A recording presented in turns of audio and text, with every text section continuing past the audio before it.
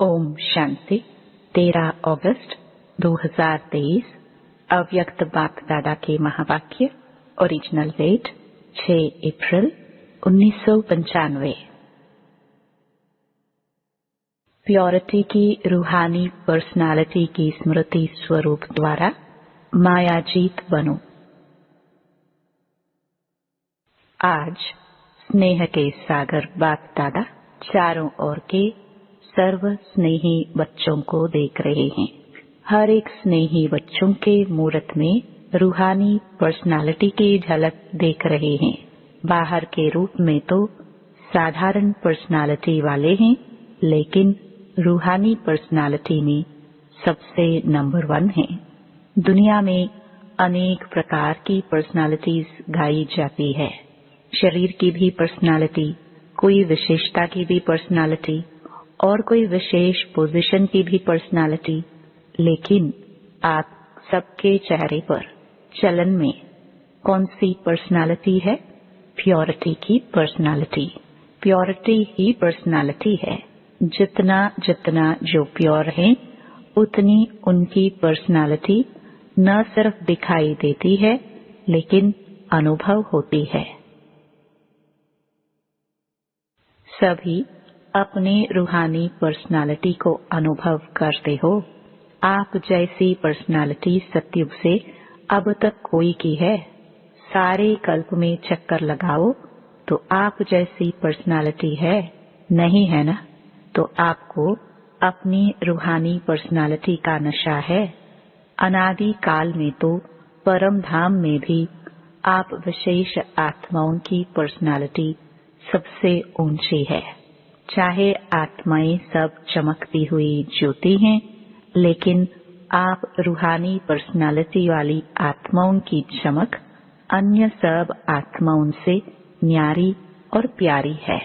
अपने अनादि काल की पर्सनालिटी को स्मृति में लाओ। आई स्मृति में? देख रहे हो बाप दादा के साथ साथ कैसे रूहानी पर्सनालिटी में दिखाई, बाप दादा के साथ साथ कैसे रूहानी पर्सनालिटी में दिखाई दे रहे हैं। अपने आप को देख सकते हो तो चले जाओ अनादि काल में। कितने टाइम में जा सकते हो? जाने में कितना टाइम लगेगा? सेकंड से कम ना, कि एक दिन 1 घंटा चाहिए।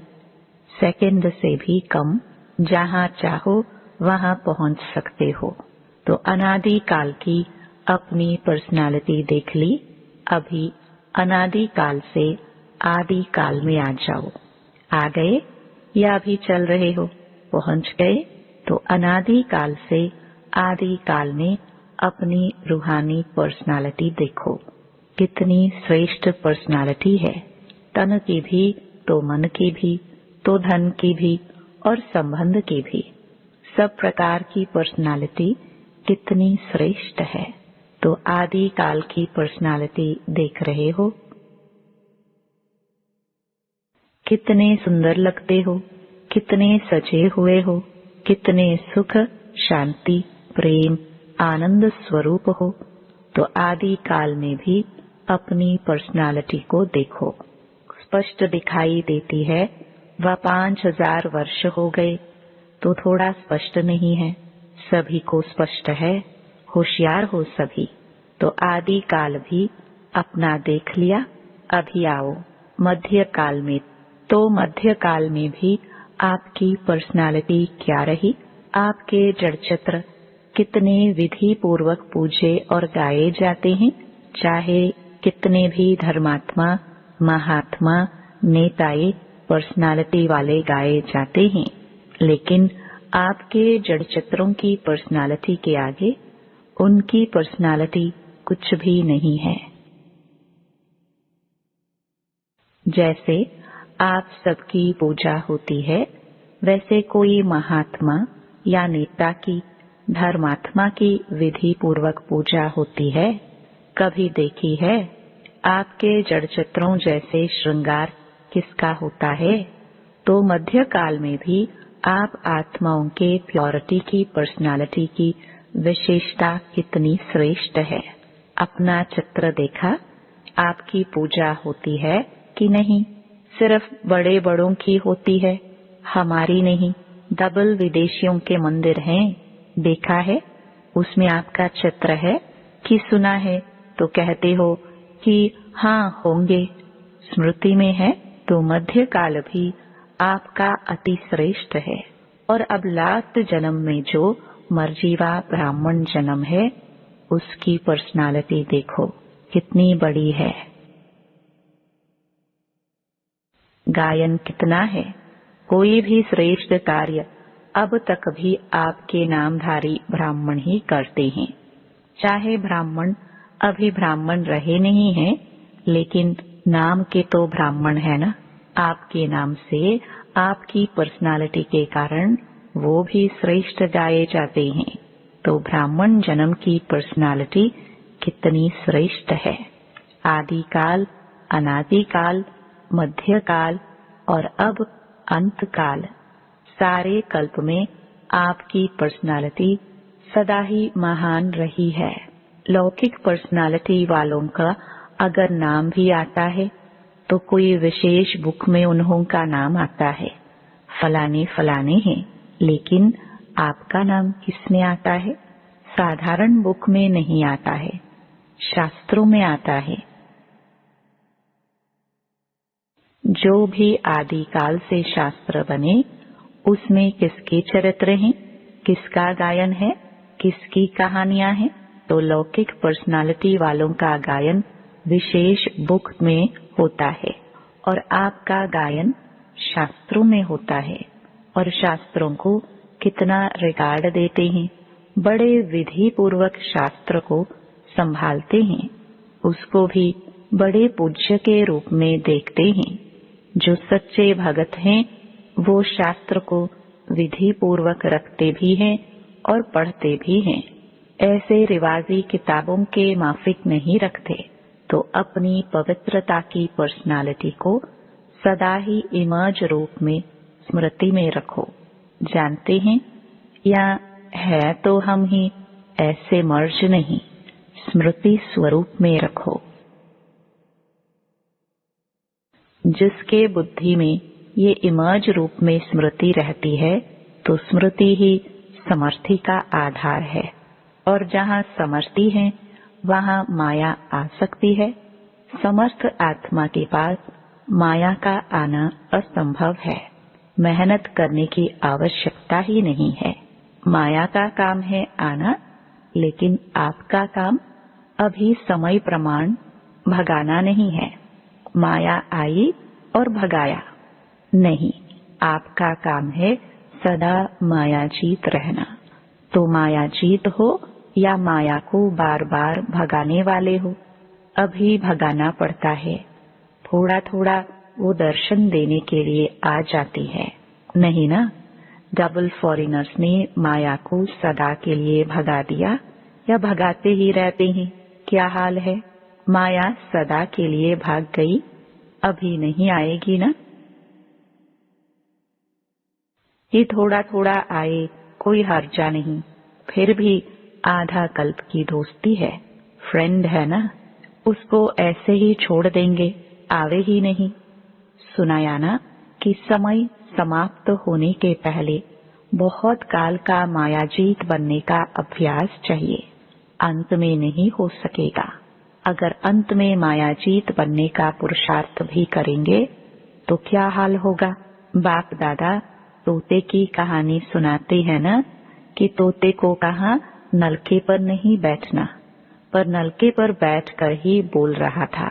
ऐसे ही अंत काल में अगर बहुत काल का अभ्यास नहीं होगा तो मन में सोचते रहेंगे कि मैं आत्मा हूँ, मैं आत्मा हूँ, लेकिन माया का प्रभाव भी होता रहेगा।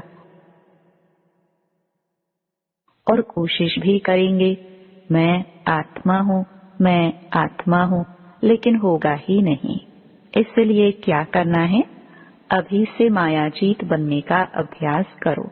और उसका सहज साधन है अपने रूहानी पर्सनालिटी को स्मृति स्वरूप में रखो। पर्सनालिटी वाले की निशानी क्या होती है? जो ऊंची पर्सनालिटी वाले होते हैं उसकी कहाँ भी किसी में भी आंख नहीं जाएगी।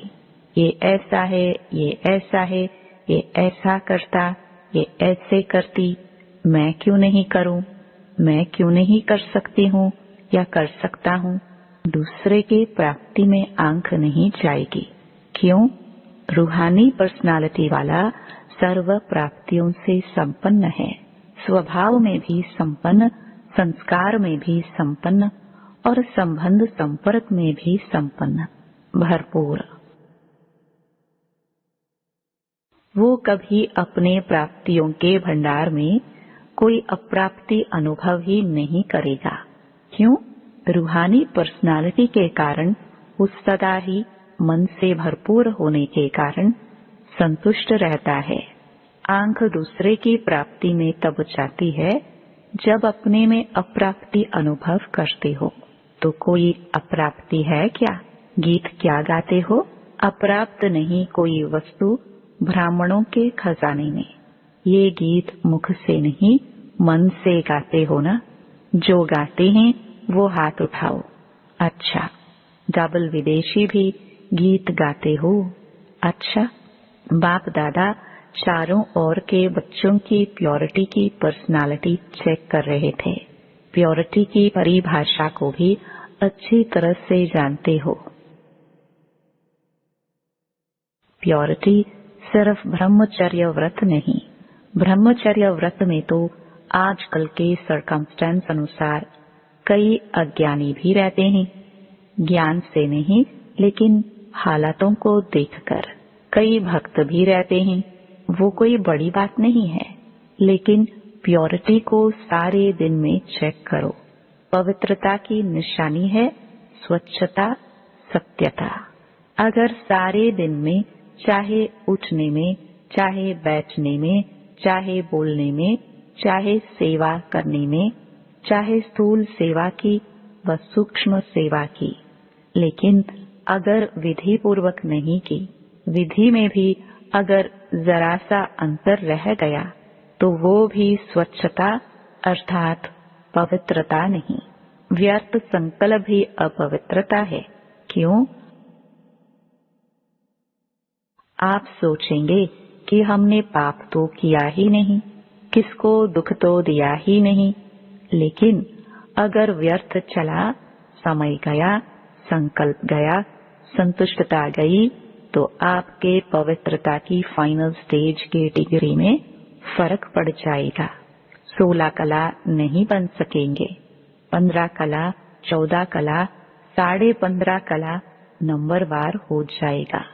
तो अपवित्रता सिर्फ किसको दुख देना या पाप कर्म करना नहीं है, लेकिन स्वयं में सत्यता, स्वच्छता विधि पूर्वक अगर अनुभव करते हो तो पवित्र हो। निकल गया, बोलना नहीं था लेकिन बोल लिया, तो इसको क्या कहेंगे? मालिक है। इसलिए अमृत वेले से लेकर रात तक अपनी संकल्प, बोल, कर्म, सेवा सबको चेक करो। मोटे रूप में नहीं चेक करो। अगर मोटे रूप से चेक करेंगे तो देखो, चंद्रवंशी को मोटी निशानी तीर कमान दिया है और सूर्यवंशी को कितनी छोटी सी मुरली दे दी है। मुरली कितनी हल्की है और तीर कमान कितना मेहनत का है। पहले तो निशाना लगाते रहो, दूसरा बोझ उठाते रहो और मुरली देखो, नाचो, गाओ, हंसो, खेलो। तो इसलिए मोटे मोटे रूप से न पुरुषार्थ का रखो, न चेकिंग का रखो। अभी महीन बुद्धि बनो, क्योंकि समय समाप्त अचानक होना है, बताकर नहीं होना है। बाप दादा ने तो पहले ही कह दिया है कि कोई उल्हाना नहीं देना। बाबा आपने बताया क्यों नहीं? बाप कभी भी टाइम कॉन्शियस नहीं बनाएगा। अभी पूरा डायमंड बनना है ना, ये वायदा किया है ना। डायमंड जुबली मनानी है या डायमंड बनना है? क्या करना है? बनना भी है और मनाना भी है, दोनों साथ साथ करना है।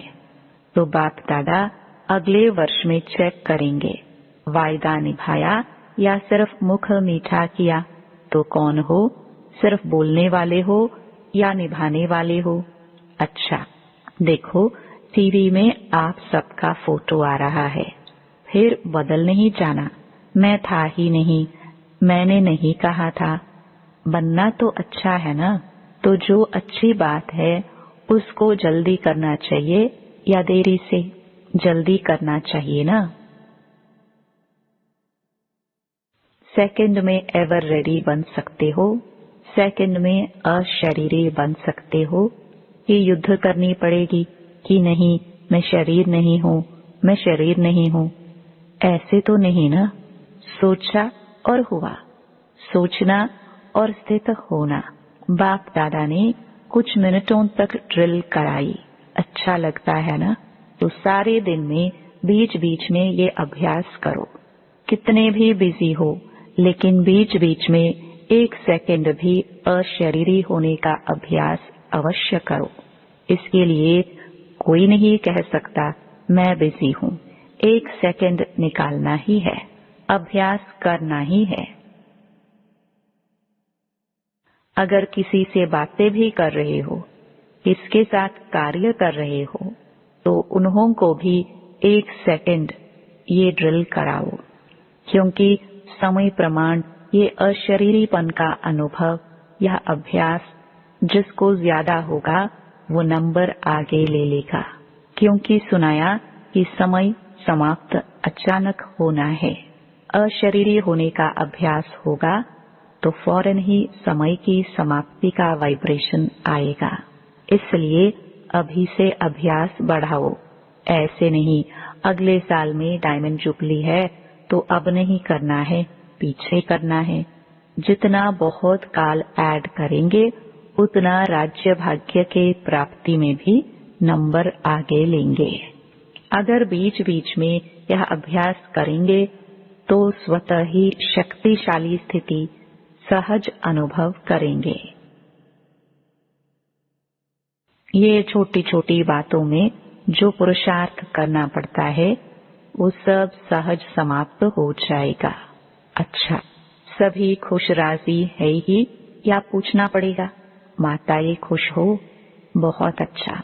देखो कहाँ कहाँ से मेले में पहुँच गए हो। अच्छा चांस मिला ना, नहीं तो डेट का इंतजार करते रहते हैं। हमारा नंबर कब आएगा, हमारा नंबर कब आएगा? अभी तो खुला निमंत्रण था ना। सब ठीक अच्छी तरह से रह रहे हो? बेहद अनुभव हो रहा है ना कि थोड़ी थोड़ी तकलीफ है? बुजुर्ग माताओं को तकलीफ नहीं हुई है? लाइन में लगो तभी खाना मिलेगा। लाइन में लगने में थकावट नहीं होती? मजा आता है? इतना बड़ा परिवार कब मिलेगा? तो परिवार को देखकर हर्षित होते हैं ना। भक्ति मार्ग के मेले से तो अच्छा मेला है ना। और 2 दिन बढ़ा दे कि बस का खर्चा होगा। घर नहीं याद आएगा, नौकरी नहीं याद आएगी, ये भी कुछ नवीनता होनी चाहिए ना। तो ये मेला भी एक नवीनता हुई, नवीनता का अनुभव कर लिया। अभी फिर पुरानी बातें थोड़ी होगी, नई बातें होंगी ना।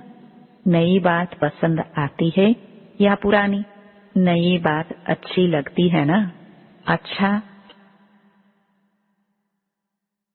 चारों ओर के सर्व रूहानी प्योरिटी की पर्सनालिटी वाले विशेष आत्माओं को सदा आदि से अंत तक पर्सनालिटी की झलक दिखाने वाली श्रेष्ठ आत्माएं सदा पवित्रता, स्वच्छता, सत्यता की शक्ति से स्व को और विश्व को परिवर्तन करने वाले विश्व परिवर्तक आत्माएं सदा निमित्त भाव से सेवाधारी बन प्रत्यक्ष फल अनुभव करने वाले अनुभवी आत्माओं को बाप दादा का याद प्यार और नमस्ते।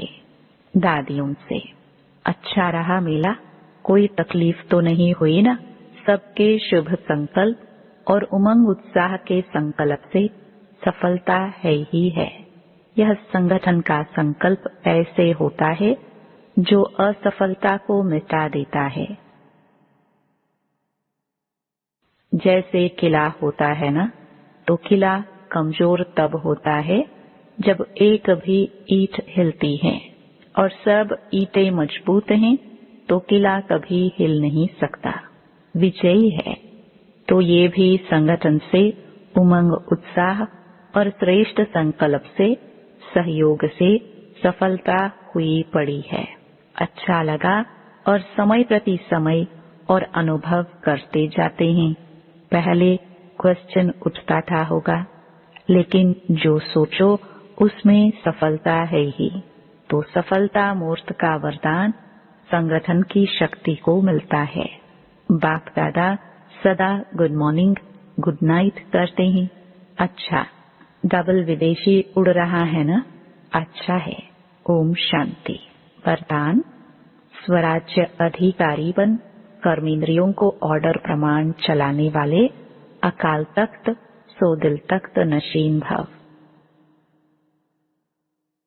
मैं अकाल तख्त नशीन आत्मा हूँ, अर्थात स्वराज्य अधिकारी राजा हूँ। जैसे राजा जब तख्त पर बैठता है तो सब कर्मचारी ऑर्डर प्रमाण चलते हैं। ऐसे तख्त नशीन बनने से यह कर्मेंद्रियां स्वतः ऑर्डर पर चलती हैं। जो अकाल तख्त नशीन रही हैं, उनके लिए बाप का दिल तख्त है ही, क्योंकि आत्मा समझने से बाप ही याद आता है। फिर न देह है, न देह के संबंध है, न पदार्थ है। एक बाप ही संसार है, इसलिए अकाल तख्त नशीन बाप के दिल तख्त नशीन स्वतः बनते हैं। स्लोगन, निर्णय करने, परखने और ग्रहण करने की शक्ति को धारण करना ही होली हंस बनना है। ओम शांति।